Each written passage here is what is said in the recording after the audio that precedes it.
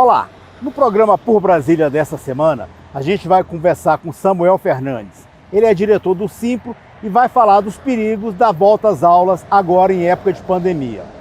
Vamos conversar com Eduardo Monteiro. Ele é produtor cultural e está fazendo uma série sobre Brasília, 60. Vamos receber também a DJ Raquel, Edvânia Raquel, que tem um trabalho muito bom na área do Recanto das Emas em todo o Distrito Federal. Vamos conversar também com o vereador Elvis Santos. Ele é vereador no Valparaíso e pré-candidato a prefeito. Vamos conhecer a biografia dele um pouco e saber um pouco mais como anda a política do entorno. Acompanhe o nosso programa através do website porbrasilia.com.br, onde vocês vão encontrar também todas as redes sociais do programa Por Brasília. Por Brasília.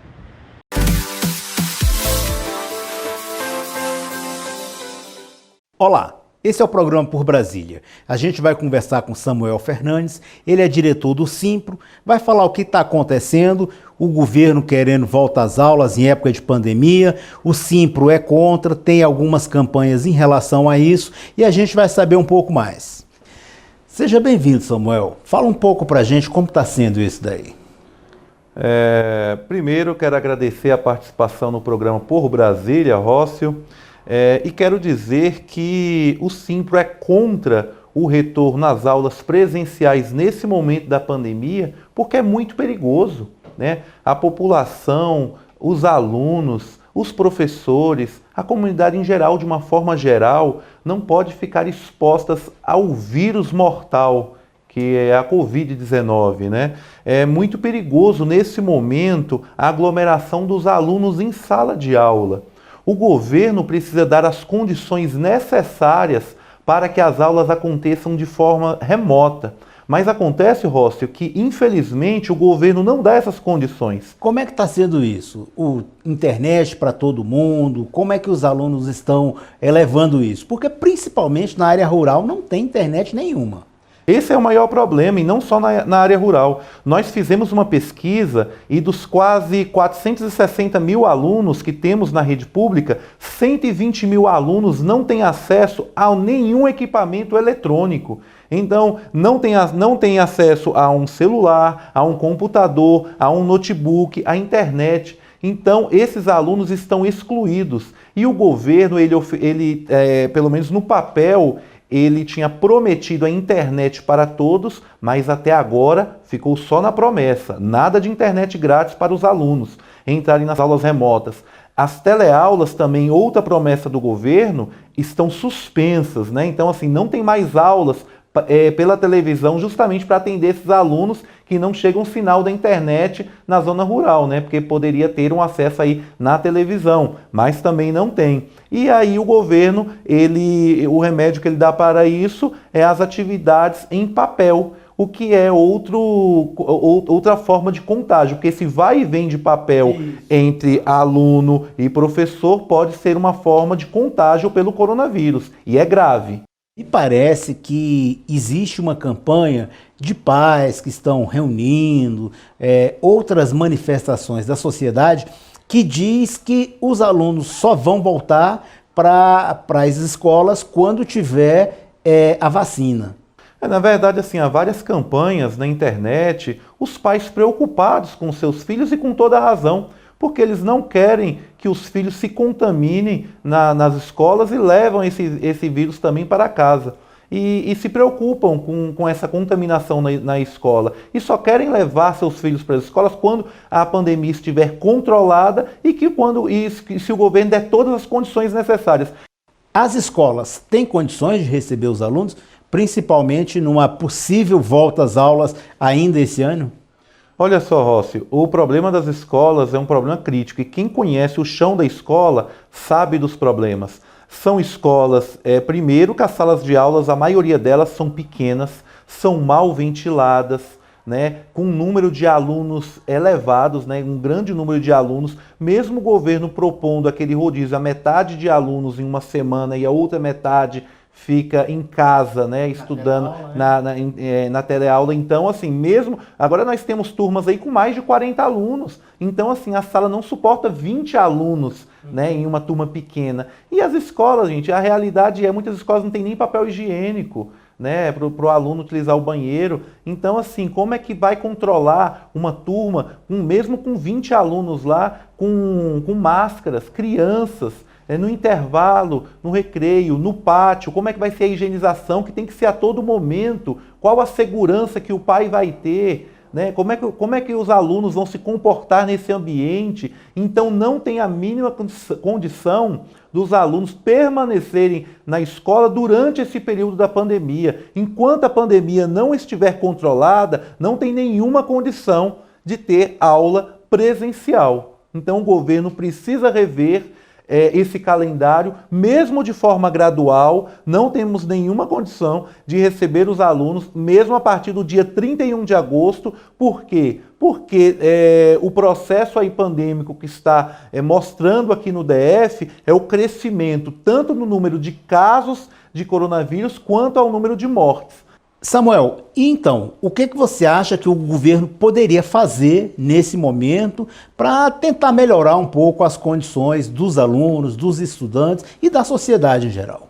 Olha, no momento ele deveria investir em tecnologias. Primeiro, esses 120 mil alunos que estão excluídos, eles deveriam ser assistidos. Então, ele deveria levar esses equipamentos eletrônicos a esses 120 mil alunos que estão excluídos, que hoje não têm acesso. Segundo, internet para todos os alunos e profissionais da educação, porque até hoje só está na promessa. Até para todos terem acesso às aulas remotas e acabar de vez com esse vai e vem de papel, e aí só irá retornar às aulas presenciais quando a pandemia estiver controlada.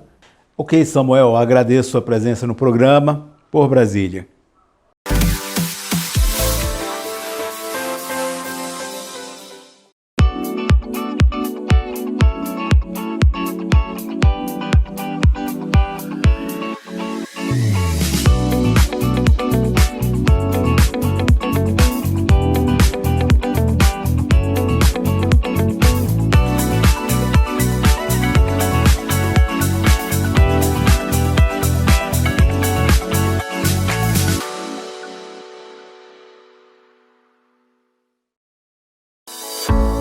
Nas eleições, você vai colher apenas o que plantou. Quer ser candidato em 2020?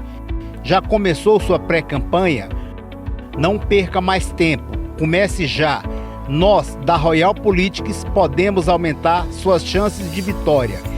Criamos a estratégia certa para você. A hora é agora. Royal Politics. 6199-623-1632.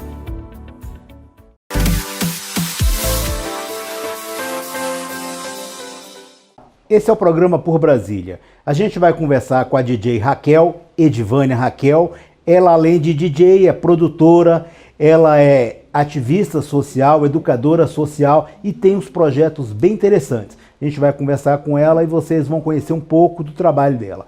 Seja bem-vindo, Raquel. Muito obrigada por estar no Por Brasília. Eu nasci em Brasília e moro no Recanto das Emas. Sou educadora social, sou DJ e produtora cultural. Fui bolsista em uma rádio de Taguatinga, com um curso básico na DJ Academy Brasil, e comecei meus primeiros trabalhos na rádio comunitária da minha cidade, o Recanto das Emas, com um programa de música eletrônica. A partir daí conheci outras oportunidades, participei do projeto Expressação, que é um projeto com oficina de DJ, onde eu ministrava oficinas para DJ. Também pelo projeto Mais Cultura nas escolas, em Samambaia Sul, que foi um programa do governo federal, e também participei como oficineira em rádio escola no PROEM, que é a Escola Parque do Distrito Federal, Brasília, com apoio do Isaac. Como que é esse projeto que você fala ativismo social, educadora social? Há algum preconceito por você ser mulher e exercer uma profissão que até pouco tempo não era costumeira para as mulheres, DJ? Eu já era educadora social, né? Comecei como DJ em 2007. E essa minha característica como ativista social contribuiu muito para a minha carreira como DJ. Então eu fui convidada por diversos projetos de música eletrônica, instituições sociais, coletivos culturais, e isso foi um trabalho que eu realizava nas comunidades, né? O preconceito como mulher DJ eu tive no início, porque o cenário de DJs ele é por grande parte por homens, então são poucas mulheres, né? São poucas mulheres nessa caminhada. E também existe o machismo, né? Que ele é muito sutil. Você é convidada para tocar no evento e você é provada, né? Eu vou convidar ela, por exemplo, para saber se ela toca ou se ela sabe mexer no equipamento. Então as mulheres que entram nesse cenário acabam que elas têm que se dedicar mais. Em relação a essa pandemia, porque a DJ em si toca em boate, em festas, onde há aglomerações. E agora que não há possibilidade de fazer aglomerações, como é que está sendo esse trabalho de vocês? Sim, com boates eu também tenho uma história muito grande, inclusive uma das principais boates que eu toquei foi uma boate no ônibus, era uma boate móvel, né, sobre rodas. No caso, ela percorria os pontos turísticos do Distrito Federal e de Brasília, e era muito divertido, o público era muito, a vibe era muito boa, né? E na pandemia ficou tudo parado, né? Então os DJs, os artistas em geral, os produtores culturais tiveram que se reinventar. Inclusive eu estreiei nesse momento agora da pandemia um programa de música eletrônica na TV, né? Que foi o primeiro programa que eu iniciei no rádio, porque eu estive no rádio comunitário por 7 anos. Sim. E na verdade ele está voltando nesse 2020 em formato de TV.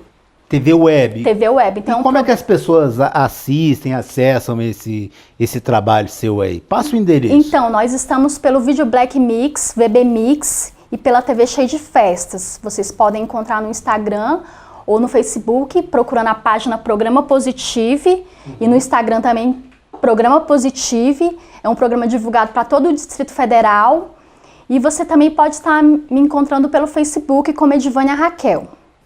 E DJ Raquel, e agora? Qual a perspectiva futura? Você já falou de um trabalho de internet, e agora voltar à boate, mexer nisso daí, as festinhas, qual a perspectiva futura agora? Então, eu sou ex-conselheira de cultura do Recanto das Emas, né?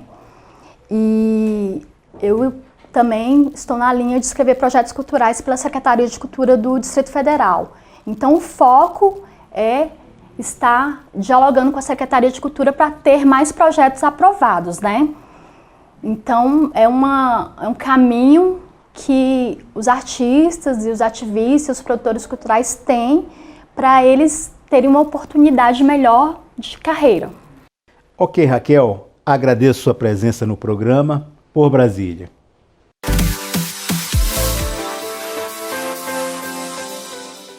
Olá, no programa Por Brasília, a gente vai conversar com o Eduardo Monteiro. Ele é jornalista, publicitário, produtor cultural e está dirigindo uma série muito importante, que é a série 60, e ele está começando a rodar, começando a gravar e também está na pesquisa de campo. A gente vai conhecer um pouco do trabalho dele e vocês vão ver que é super interessante.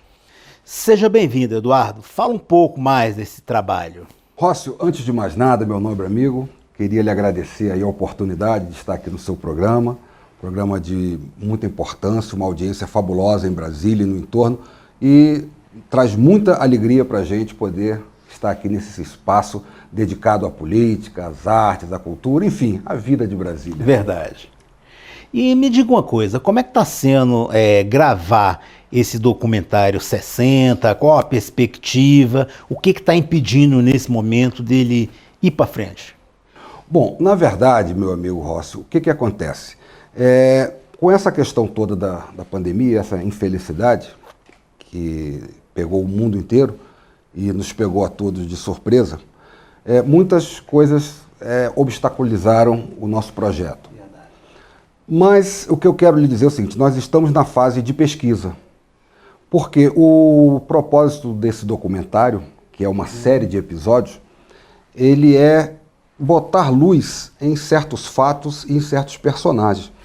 Porque é preciso registrar que a história de Brasília é muito bem contada por grandes escritores, literatos, jornalistas, personalidades que nos antecederam e o fizeram muito bem esse trabalho. Acontece que, como toda história, ela tem sempre fatos... Os narradores de Javé. Exatamente, né? Tem sempre fatos pitorescos, tem sempre personagens que são esquecidos. E no caso de Brasília, não poderia ser diferente, como não é diferente. Há uma quantidade enorme de fatos interessantes. E há episódios no campo das artes, da cultura, da agricultura, do agronegócio, na questão da infraestrutura, na questão dos mais diversos assuntos que você puder imaginar. Há personagens e histórias que não foram contadas. E me diga uma coisa, vocês já começaram a rodar algum programa, alguma série dessa aí? Eu vi inclusive o trailer do Bernardo Sayão, a história dele no desmatamento, o cabra que entrava ali, subia nas máquinas. Como é que foi esse trecho aí, essa parte do Bernardo Sayão que vocês gravaram? Sim, na verdade, o Bernardo Sayão, é preciso que se diga o seguinte, é um personagem fantástico, né? Apesar de tudo que já se escreveu, que já se escreve sobre ele, inclusive o doutor Ronaldo Costa Couto, historiador, político, foi governador de Brasília, uma pessoa de um conhecimento fabuloso sobre a história, não só de Brasília, mas do Brasil. Se não me engano, está com um livro pronto para ser lançado agora e é uma fonte de pesquisa constante do nosso trabalho. O que está faltando agora para engrenar essa série aí, começar a rodar mesmo, além da pesquisa de campo, essa pesquisa histórica, além de tudo isso daí, alguns trabalhos você já tem, o que está faltando para engatar e filmar? Curiosamente, Rócio, nós não estamos muito ansiosos por fazer isso. Eu tenho, inclusive, conversado muito com o Bernardo Sayão Neto, neto do Bernardo Sayão, que é o produtor executivo dessa série de documentários, e a gente está bem afinado nisso juntamente com a nossa equipe.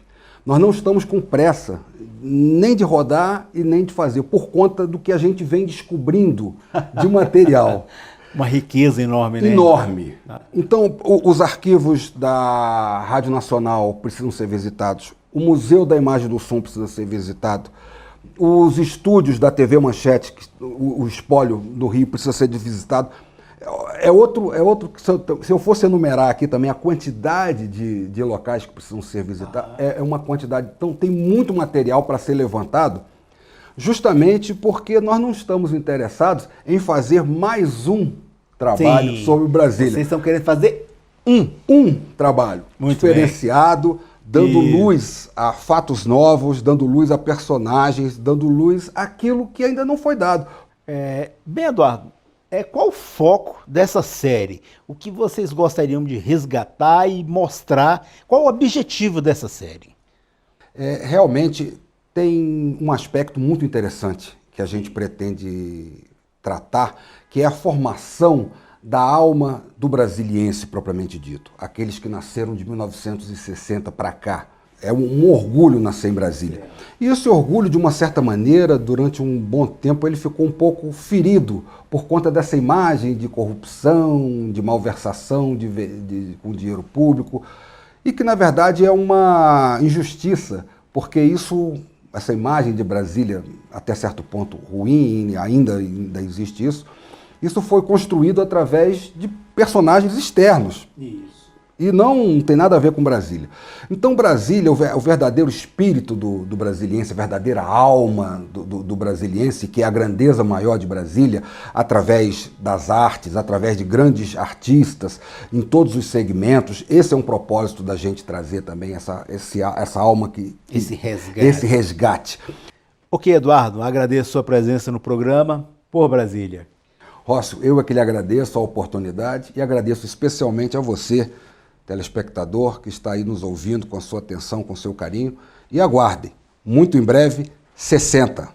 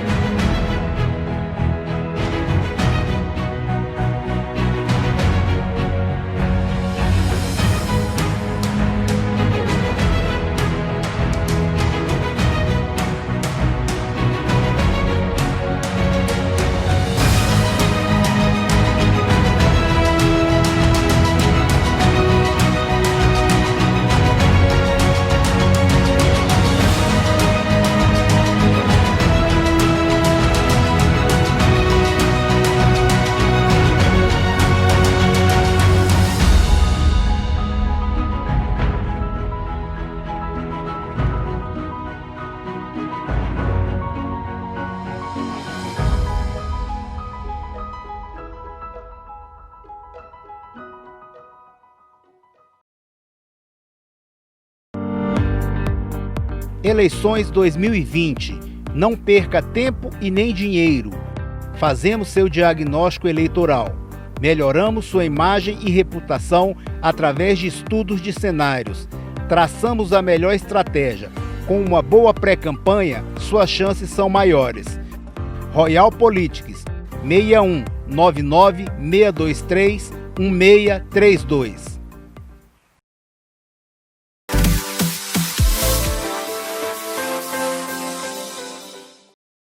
Fake news, notícias falsas.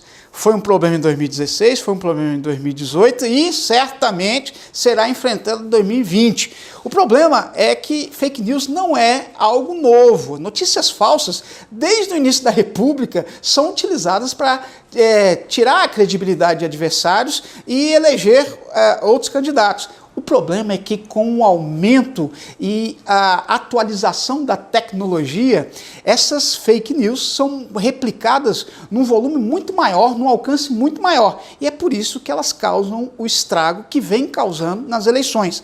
Fake news, então, é algo que temos também que acompanhar. A própria Justiça Eleitoral fez vários seminários e diz que os convênios que fez com grandes multinacionais como Google, Facebook, WhatsApp, é no sentido de que, uma vez determinada a retirada da fake news que está sendo veiculada, ela tem que ser imediatamente retirada daquele repositório, seja o Facebook, seja o Instagram ou qualquer outra rede social. Fake news, fique atento.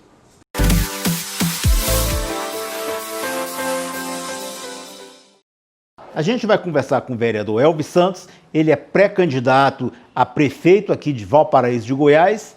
Vereador Elvis Santos, o que lhe inspira a ser candidato a prefeito de Valparaíso hoje?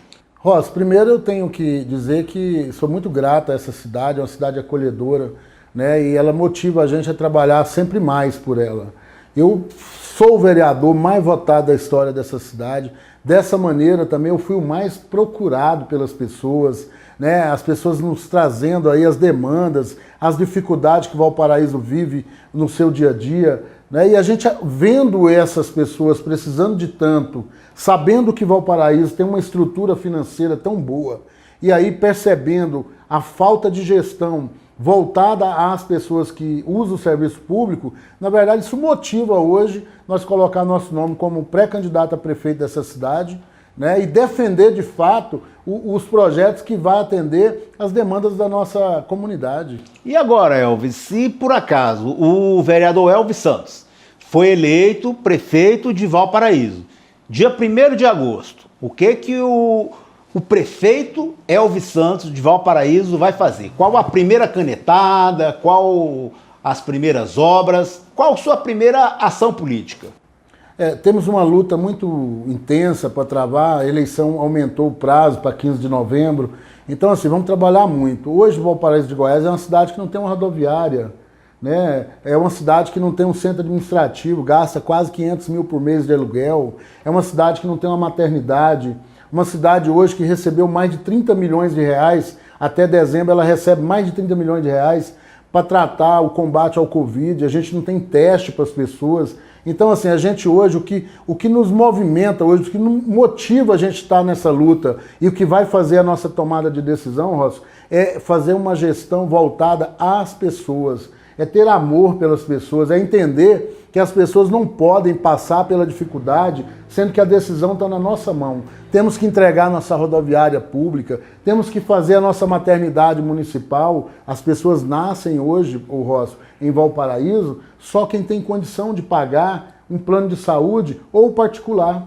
Isso é muito ruim para uma cidade do tamanho da nossa, quase mais de 200 mil habitantes hoje. Elvis, há recurso para isso? Porque a receita de Valparaíso deve estar quase 1 bilhão, né? Deve estar quase 1 bilhão, oberando isso. Há recursos suficientes para construir essa maternidade e dar essa condição para as pessoas? Ross, você quase acertou o recurso que a cidade trabalha nos 4 anos. São 360 milhões por ano.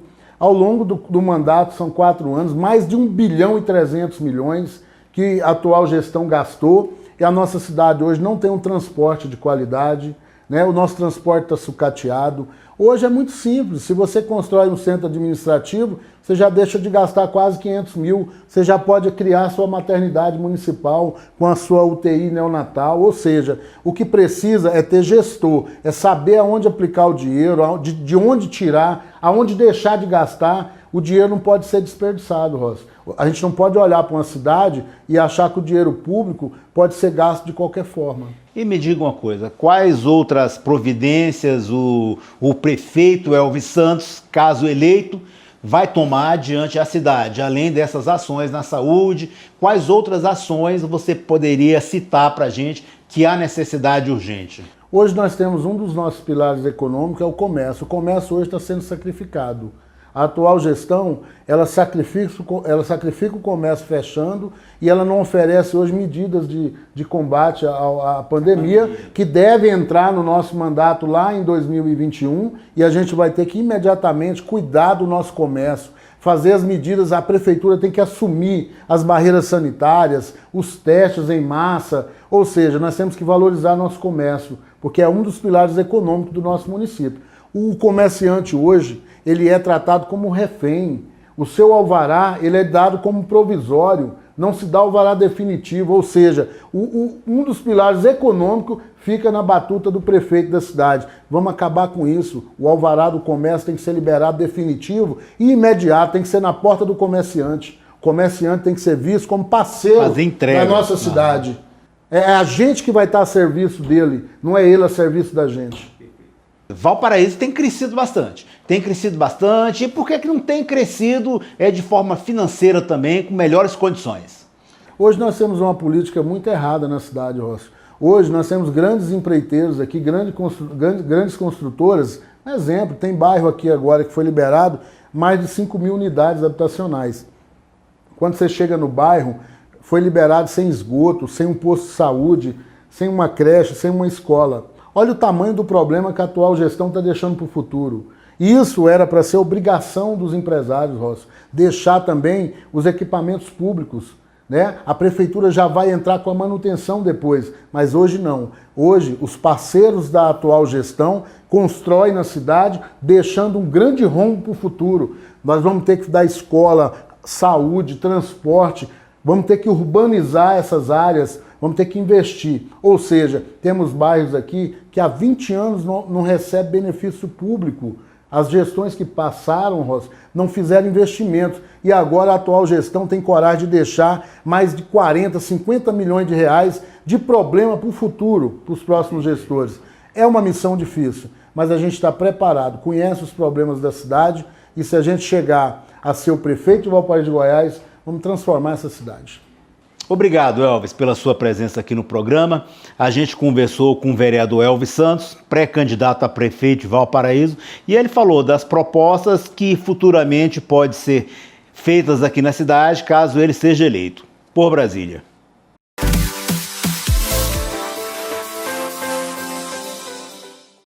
Esse foi o programa Por Brasília. Esperamos que vocês tenham gostado. Vocês podem rever esse e outros programas através do website porbrasilia.com.br e também através de nossas redes sociais, que vocês encontram nesse website. Por Brasília.